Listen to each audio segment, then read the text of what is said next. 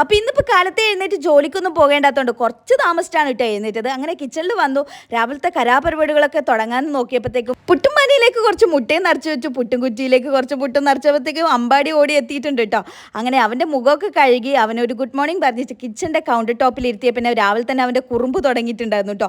നമ്മുടെ പുട്ട് നനയ്ക്കാൻ വെച്ച് ഉപ്പ് വെള്ളം എടുത്ത് കുടിക്കാൻ നോക്കുന്നു, പ്ലേറ്റിലേക്ക് കാലെടുത്ത് വയ്ക്കാൻ നോക്കുന്നു, പിന്നെ ചൂട് മുട്ട കൈകൊണ്ട് പിടിക്കാൻ നോക്കുന്നു. ഇതൊക്കെയായിരുന്നു രാവിലെ തന്നെ അവൻ്റെ കുറുമ്പ് കേട്ടോ. അങ്ങനെ നമ്മുടെ മുട്ടക്കറി ഏതാണ്ട് സെറ്റായിക്കൊണ്ടിരിക്കുമ്പോഴത്തേക്കും ജാക്കീത ഓടി അകത്തേക്ക് കയറിയിട്ടുണ്ടായിരുന്നു. പിന്നെ ഒച്ചയും ബഹളവും ജാക്കിൻ്റെ പുറകെ ഓട്ടാലോട്ടമായിരുന്നു അമ്പാടി കേട്ടോ.